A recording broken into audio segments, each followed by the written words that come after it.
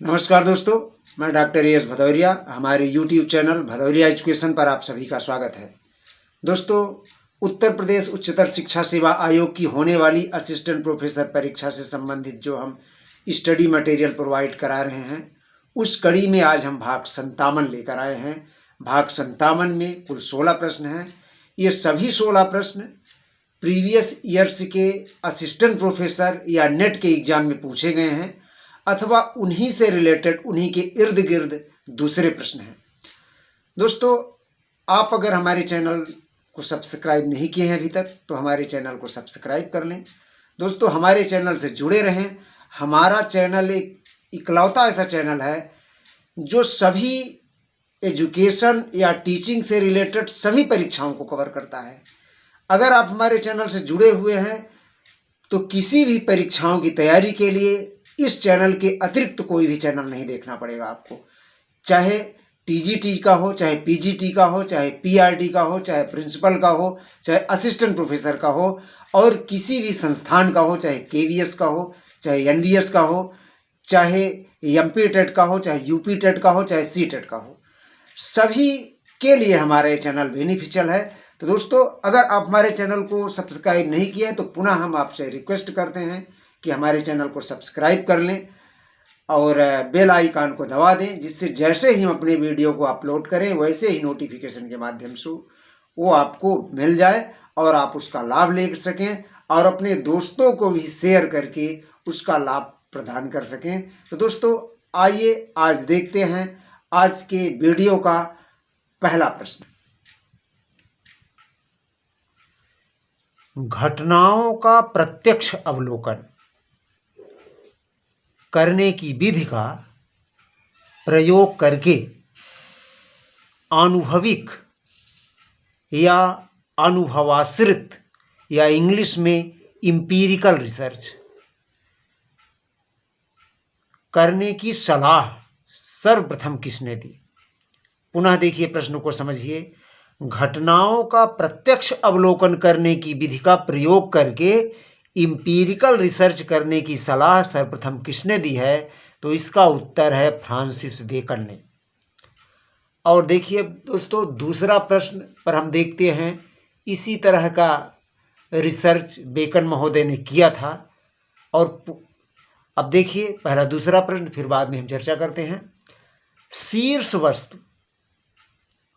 शीत यानी ठंडा,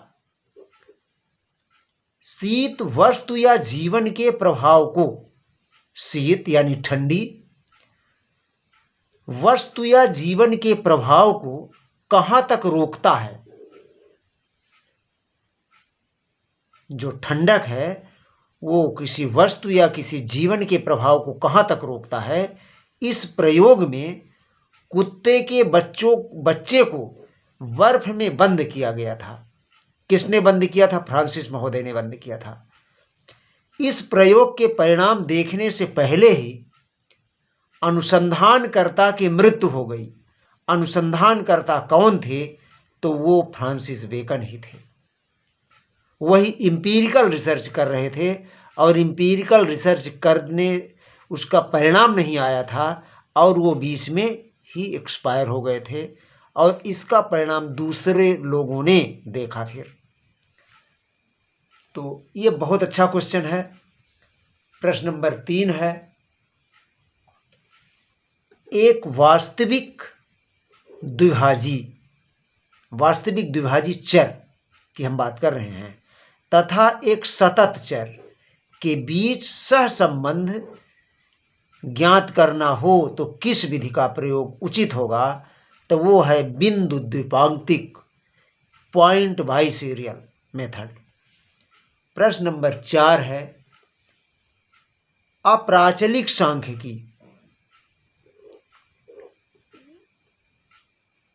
अप्राचलिक सांख्यिकी नॉन पैरामेट्रिक स्टैटिस्टिक्स का सबसे सरल परीक्षण, सिंपलेस्ट टेस्ट कौन सा है? तो ये है साइन टेस्ट। प्रश्न नंबर 5 है, क्या विश्वसनीयता गुणांक का मान 0 या ऋणात्मक हो सकता है? इसका उत्तर है नहीं। प्रश्न नंबर 6 है, एक शोधकर्ता, एक रिसर्चर अध्ययन श्रृंखला क्या है? साइंस, आर्ट और कॉमर्स के चयन तथा तर्क शक्ति के विकास में संबंध का अध्ययन किया। यह कैसा अध्ययन है, कैसा शोध है? तो यह है कार्योत्तर शोध है। अब देखिए प्रश्न क्रमांक 7 है, क्या कार्योत्तर शोध यानी एक्स पोस्ट फैक्टो रिसर्च, ये घटनाएं हो जाती हैं उसके बाद यह रिसर्च किया जाता है। इसमें आंकड़ों में फेरबदल नहीं किया जा सकता। क्या कार्योत्तर शोध एक प्रयोगात्मक शोध है? तो एक प्रयोगात्मक शोध ही नहीं है, क्योंकि ये कार्य हो जाता है और जो कार्य हो गया तो हो गया, उसी कार्य हो जाता है उसी पर ये रिसर्च किया जाता है। घटना जो घट चुकी है उसके बाद, उस घटना के घट जाने के बाद यह इस पर रिसर्च होता है, क्योंकि घटना घट चुकने के बाद यह शोधकर्ता द्वारा प्रारंभ किया जाता है। यह एक अप्रयोगात्मक शोध है।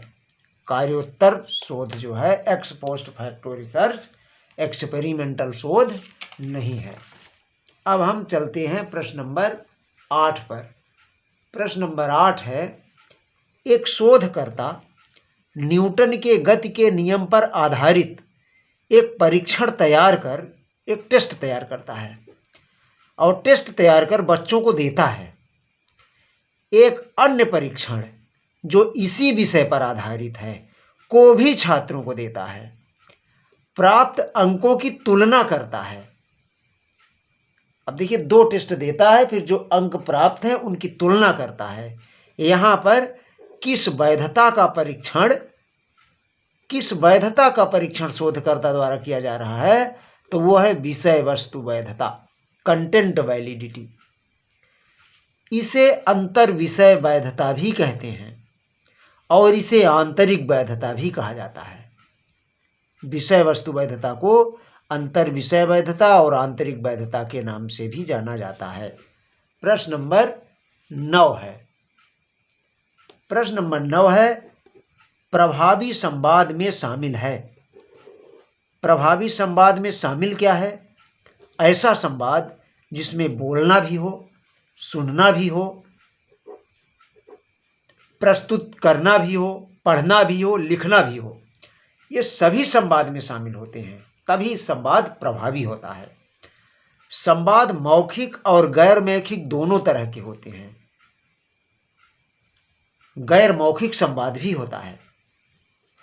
अब प्रश्न नंबर 10 है, संवाद डैश डैश डैश प्रक्रिया है। तो ऑप्शन में रहेगा 2 मुखी, 3 मुखी, 1 मुखी, जो भी होगा। तो संवाद जो है 2 मुखी प्रक्रिया है, 2 लोगों के बीच संवाद होता है। अब है प्रश्न नंबर 11, प्रकृतिवाद ने किस शिक्षण पद्धति को जन्म दिया है? प्रकृतिवाद ने खोज विधि को जन्म दिया है। प्रश्न नंबर 12, किस अस्तित्ववादी विचारक ने ईश्वर की अवधारणा को स्वीकार किया है? सभी अस्तित्ववादी विचारकों ने ईश्वर की अवधारणा को स्वीकार नहीं किया है, लेकिन किरकेगार्ड ने ईश्वर की अवधारणा को स्वीकार किया है। प्रश्न नंबर 13 है, जीव ही शिव है, किसका कथन है? तो ये है स्वामी विवेकानंद का कथन, जीव ही शिव है। प्रश्न नंबर 14 है, मनोवैज्ञानिक परीक्षणों के लिए मानक, मनोवैज्ञानिक परीक्षणों के लिए मानक उनकी किस अवस्था में विकसित किए जाते हैं? मनोवैज्ञानिक परीक्षणों को लेकर मानक जो विकसित किया जाते हैं, तो वो किस अवस्था में, परीक्षण की किस अवस्था में विकसित किया जाते हैं? तो मानकीकरण के समय विकसित किए जाते हैं। प्रश्न है 15, राष्ट्रीय शिक्षा नीति 1986 में किस वर्ष तक प्राथमिक शिक्षा को सर्वसुलभ बनाने की बात कही गई थी? राष्ट्रीय शिक्षा नीति ने 1986 ने यह कहा था कि इस सन तक प्राथमिक शिक्षा सबकी पहुंच में होनी चाहिए, सबके लिए सुलभ होनी चाहिए। तो एक सीमा दिया था, कब तक? तो वो है 1990 तक। माने सिर्फ 4 साल का मौका दिया था कि 1990 तक प्राथमिक शिक्षा सबकी पहुंच में हो, सर्वसुलभ हो।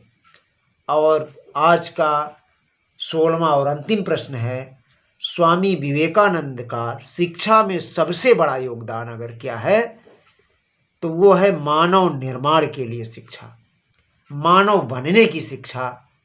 अगर आता है तो बिल्कुल आंख बंद करके स्वामी विवेकानंद को ही लगाना है। तो दोस्तों, इसी के साथ आज हमारी 16 प्रश्नों की श्रृंखला यहीं पे संपन्न होती है। आपने धैर्य तक सुना, धैर्य के साथ आपने सुना, उसके लिए बहुत बहुत धन्यवाद। दोस्तों, आपसे निवेदन है कि हमारा पूरा वीडियो आप देखा करें, हमारे चैनल से जुड़े रहें, और हमारे चैनल से जुड़े रहेंगे तो निश्चित है आपको बहुत सारे लाभ होंगे। तो दोस्तों, इसी के साथ आपको बहुत बहुत धन्यवाद।